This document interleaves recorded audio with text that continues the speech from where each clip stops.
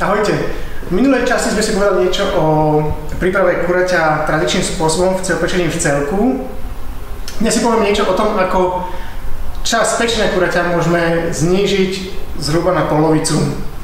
Dosiahneme to tak, že relatívne okrúhly priečný prierez kuraťom zmeníme na plochy. A to tým spôsobom, že z neho vyberieme chrbtovú kosť a kura vyrovnáme. Tomu sa hovorí spečkokovanie po anglicky, alebo tiež príprava na motýlika. Takže pozrieme sa na to, čo to potrebujeme je kuriatko, ktoré otočím chvostom k sebe a nožnicami ostrými kuchynskými alebo akýmikoľvek, čo máte doma, pevnejšími nožnicami vystrihnem chrbtovú kosť po obidvoch stranách.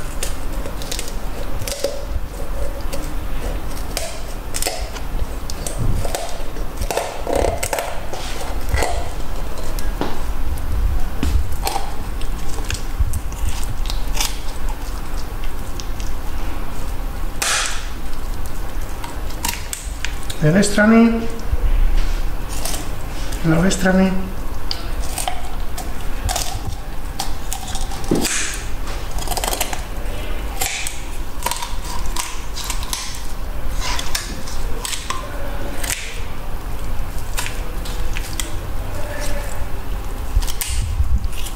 Tak. Chrbtová kosť. Túto chrbtovú kosť nevyhádzujem, môžeme použiť napríklad pri príprave omáčky alebo polievok. Takže kuriatko si vyrovnám, kuriatko si otočím z druhej strany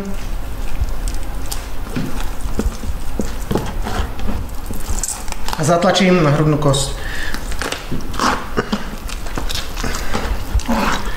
Kuriatko je vyrovnané, pôsobí na neho teplota v rúre zo všetkých strán, teda zo spodu, nie len keď je uzavreté, musíme sa dostať teplota do vnútra kuraťa. Keď ho otvorím, vystavím aj tú vnútornú stranu kuriatka v vysokej teplote. Piec môžem pri teplote vyššej ako je 180 stupňov Celzia, v mojom prípade to bude 200 stupňov Celzia, ale môžete ísť kľudne vyššie s tou teplotou, je to bezpečné pri tejto metóde pečenia. Takže mám to kura. Výhoda pri tejto metóde pečenia je aj to, že rovnako stehná sú vystavené vyššej teplote aj zo spodu, z vnútornej strany, takže šanca, že stehná budú rovnako prepečené ako aj prsia šťavnaté je vyššia pri tomto postupe. Takisto veľký povrch kože je vystavený teplote vysokej, takže je možné, že koža bude takisto chrumkavá po celom povrchu kuriatka. Čo spravím je to, že kura na olejom, klasickým spôsobom, olivový olej, namažem a použijem moju bylinkovú sol, ktorú som si zarobil, je tam v podstate len sol, tymián, majorán, bazálka.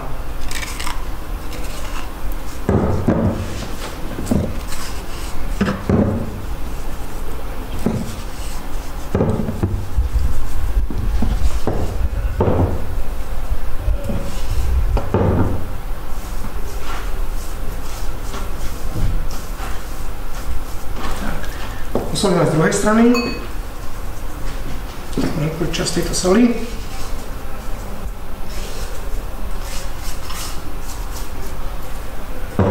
Korenie.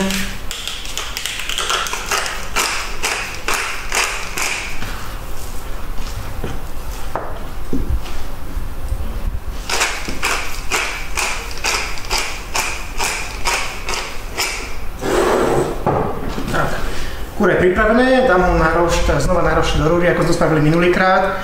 A dnes tomu spravíme jednoduchú prílohu z mladej kapusty. Mám na mesiačiky nakrenú kapustu.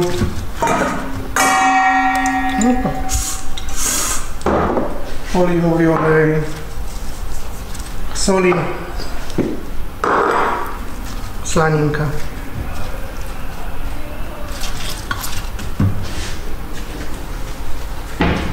Korenie.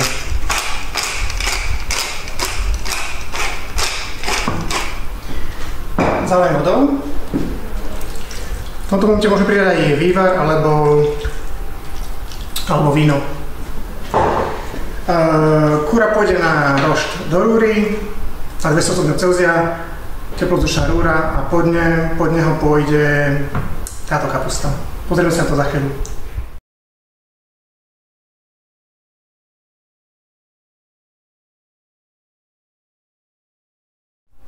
Iba po 45 minútach je kúra upečená, výpek v miske, kapusta uvarená do mäka. Ideme jesť. Dobrú chuť.